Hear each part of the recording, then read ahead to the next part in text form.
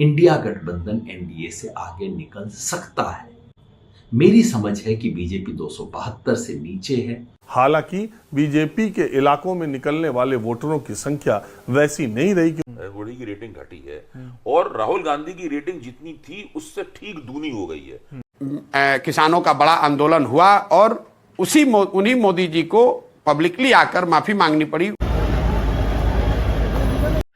बहुत स्वागत है आप सभी का रियल एक्सप्रेस में। दोस्तों, सातों चरण का मतदान हो चुका और अब बारी है एग्जिट पोल की। और आप सभी के मन में सबसे पहला यही ख्याल आता होगा कि क्या इस बार एक बार फिर से बीजेपी की सरकार बनेगी या इस बार उलटफेर होगा और बदलाव होगा। कौन गठबंधन कहां तक पहुंचेगा, सबसे सटीक विश्लेषण, सबसे सटीक ओपिनियन पोल हम आपको बताने की कोशिश करेंगे। सबसे सटीक एग्जिट पोल पर हम बात करेंगे। लेकिन मुझे पता है कि कुछ भी सुनने से पहले सबसे पहले आप ये जानना चाहते हैं कि किस गठबंधन का ग्राफ कहां तक जा रहा है। क्या एक बार फिर से एनडीए की सरकार बनेगी या इस बार उलटफेर करते हुए इंडिया गठबंधन बहुमत के करीब पहुंचता नजर आ रहा है। दोस्तों, अगर मैं तमाम एक्सपर्ट्स की बात करूं तो तमाम एक्सपर्ट्स का यही मानना है कि इस बार एनडीए गठबंधन बहुमत के करीब पहुंचता हुआ नजर नहीं आ रहा है। और दूसरी तरफ तमाम एक्सपर्ट्स का यह भी मानना है कि इस बार इंडिया गठबंधन बहुत अच्छा करने वाला है, कुछ करिश्माई रिजल्ट आ सकता है। हालांकि तमाम एग्जिट नतीजे जो होंगे वो तो 4 तारीख के बाद ही आपको पता चलेंगे कि किसकी सरकार इस देश में बनने जा रही है। लेकिन एग्जिट पोल आता कहां से है दोस्तों? ये एग्जिट पोल देश के लोगों से, देश के लोगों के मन को टटोला जाता है। क्या सोचती है यहाँ की जनता और जनता ने किसे इस बार चुना है।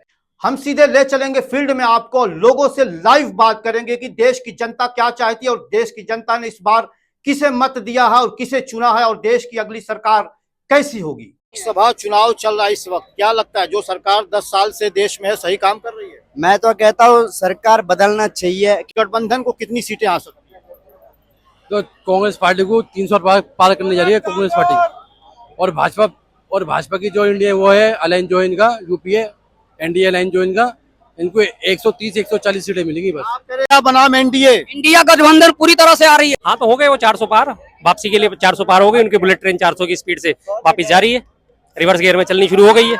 पहले लग रहा था कि बिल्कुल एक तरफा है, लेकिन जैसे जैसे चुनाव आगे बढ़ा हवा का रुख बदलता गया। आखिर ऐसा क्या हुआ? देखिए, जनता है, जनता सब चीजों को समझती है। एक दूसरी तरह प्रदर्शन करना अलग चीज है और दूसरा जो जनता का मूड है वो अलग चीज है। शुरुआत पहले चरण में इनकी हुई थी 400 पार, दूसरे चरण आते आते हवा निकल गई, तीसरे चरण के बाद से 400 पार का नारा इनका आपने सुना नहीं, भूले भटके किसी किसी के मुंह से निकल जाता। उसके बाद किस मुद्दे पे आए?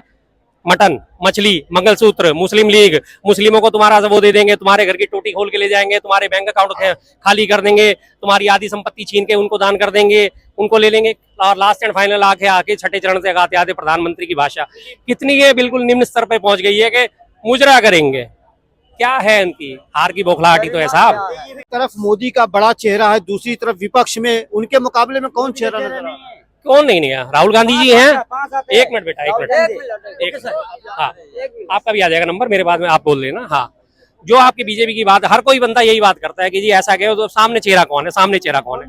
बीजेपी में नंबर 1 मोदी जी माने जाते हैं, नंबर 2 चाणक्य माने जाते हैं, अमित शाह जी माने जाते हैं। पकड़ना जरा जी साहब, अमित शाह जी का ये रहा बयान, 1 साल पहले का उनका तो बयान आ चुका था, वो 1 साल पहले ही मान चुके हैं कि कौन होगा प्रधानमंत्री पद का दावेदार।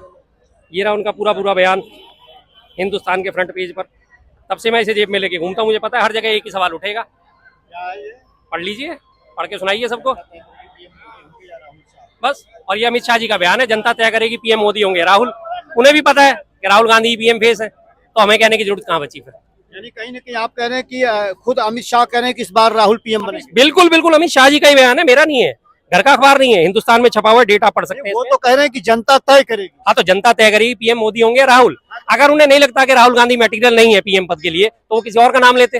लेकिन उसके जो आप प्रिंट दिखा रहे हैं अखबार की कटिंग, इसके बाद इन्होंने राम मंदिर बनाया, 5 किलो लगातार राशन फ्री दे रहे हैं, तो अब जनता तय करेगी। हाँ, तो 5 किलो राशन दे रहे हैं ना, तो देते रहे, कोई दिक्कत नहीं। 5 किलो राशन, राम मंदिर बना दिया।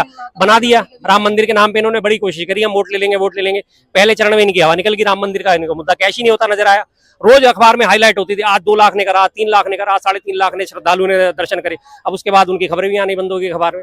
पता लग गया कि राम मंदिर का मुद्दा फेल हो गया। देखो किसी आदमी को रोटी की भूख लग रही होती है ना, आपको बहुत तेज भूख लग रही है, मैं आपको एक रोटी दे दूंगा, आपको बड़ी तसल्ली, दूसरी फटाफट खाओगे, तीसरी फटाफट खाओ, चौथी तक आते आते आपका पेट भर जाएगा, और जब चौथी भी खा लोगे ना आपकी भूख शांत हो जाएगी, फिर कहोगे अब तो ये चैन आ गया। राम मंदिर के लोगों में जिनमें भूख थी वो बीजेपी के सपोर्टर पहले से ही थे, उनको चाहा कि हमारा राम मंदिर बन जाए, तब भी उन्होंने वोट दिया कि बन जाए, और जब बन गया तो भी उनका वोट वहीं जाना है। हमारे जैसे लोग जो राम मंदिर के नाम पे तब भी वोट नहीं दिया, राम मंदिर के नाम पे अब भी वोट नहीं दिया, और आगे भी नहीं देंगे। राष्ट्रहित के मुद्दों पे बात करेंगे, राष्ट्रहित के मुद्दों पे वोट देंगे, तो हमारे जैसे सोच वाले लोग जो हैं वो जाहिर सी बात है इंडिया गठबंधन को वोट कराया उन लोगों ने। लेकिन एक सवाल ये है कि एक तरफ विपक्ष के पास ढेर सारे मुद्दे थे, अगर कहा जाए तो तमाम लोग ये भी कह रहे हैं कि बीजेपी के पक्ष में कोई लहर नहीं थी, लेकिन बीजेपी और कांग्रेस के बीच का अगर हम फासला देखें तो काफी बड़ा है। बिल्कुल आप कह रहे हैं कि लहर नहीं थी, तो लहर तो हम भी कह रहे हैं कि लहर नहीं थी। 400 पार के मुद्दे की तो हवा दूसरे चरण के बाद ही निकल गई इनके। लेकिन विपक्ष के पक्ष में भी तो कोई लहर नहीं थी। विपक्ष के पक्ष में आप देखिए ना, आप अगर कवरेज नहीं कर रहे तो सर इसमें मेरी गलती नहीं है, मेन मीडिया अगर कवरेज नहीं कर रहा। अभी आपके वाराणसी इनके मोदी जी के संसदीय क्षेत्र में डिम्पल यादव की और प्रियंका गांधी जी का रोड शो हुआ, आपने देखा लाखों की भीड़ थी, लाखों की भीड़ दिखी कहाँ पे? सिर्फ सोशल मीडिया पे। कौन से मेन मीडिया के चैनल ने उसको दिखा दिया, कवरेज कर ली? नहीं दिखा रहा। मेन मीडिया क्या दिखा रहा है? ध्यान मग्न मोदी जी, ध्यान मग्न मोदी जी, ध्यान मग्न मोदी जी, 10-10 कैमरे लगे हुए साइडों में। भाई ये क्या सिस्टम है तुम्हारा? ये भीड़ वोट में बदल पाती है? बिल्कुल बदलती है, क्यों नहीं बदलती है? हमेशा क्यों नहीं बदलेगी? क्यों नहीं वोट बदलती? वोट पे बदलती है, क्यों नहीं बदलती? अगर आप पिछले 4 राज्यों के चुनाव की बात करें तो 4 राज्यों में हमारे 4 टोटल अगर देखा जाए तो 4 करोड़ 90 लाख वोट मिले थे कांग्रेस को, और 4 करोड़ 81 लाख वोट मिले थे बीजेपी को।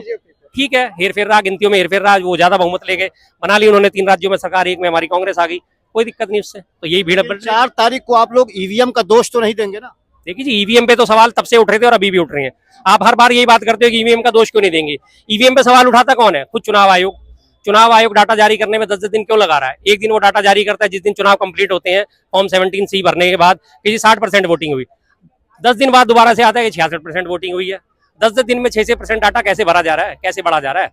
तो दोष क्यों ना दें? हम तो शुरू से दे रहे हैं, पिछले 4 राज्यों के चुनाव हुए थे, हम तो तब से भी दोष दे रहे हैं। अगर जीत जाएंगे, अगर गठबंधन की ज्यादा सीटें आ रही है, तब वही ईवीएम वही चुनाव आयोग सही है?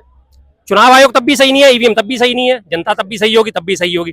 अगर आप 1.1 का रेशो लेके चल रहे हो कि अगर 1 वोट कांग्रेस को जा रहा है तो 1.1 वोट बीजेपी को जा रहा है, उसका रेशो से लेके चल रहे हो, तो लेकिन जब ओवरऑल परसेंटेज ही सारी कांग्रेस के फेवर में चली जाएगी तो ईवीएम क्या कर लेगी? पिछले सारे राज्यों के 4 राज्यों के चुनाव में यही रेशो काम कर रहा था, 1.1, 1.5 और 1.6। टोटल वोटिंग परसेंटेज में यही एक रेशो काम कर रहा था कि अगर बीजेपी वाले को, कांग्रेस को 50,000 वोट मिले हैं तो बीजेपी वाले को 55,000, 1%, 10% उसमें 1.1 के रेशो से मिले थे। वो हमने पूरा डाटा सामने रखा था, सुप्रीम कोर्ट में सुनवाई हुई, लेकिन उन्होंने कुछ नहीं सुना। सुप्रीम कोर्ट में बेलायम त्रिवेदी हैं, वो सुनती नहीं है। उसके अलावा जो जस्टिस संजीव खन्ना है वो सुनते नहीं है, और अनफॉर्चुनेटली सारे के सारे मुद्दे जाके उन्हीं की बेंच में लगते हैं। क्या अभी आपका आखिरी अनुमान क्या है? क्या इस बार इंडिया गठबंधन सरकार बनाने की पोजीशन में होगी? बिल्कुल है, मैं तो पूरी तरह आशावान हूँ, इंडिया गठबंधन सरकार बनाएगा, मुझे हार्दिक खुशी होगी। कितनी सीटें, किस सीटों? 290 लगभग मुझे अंदाजा लगता है।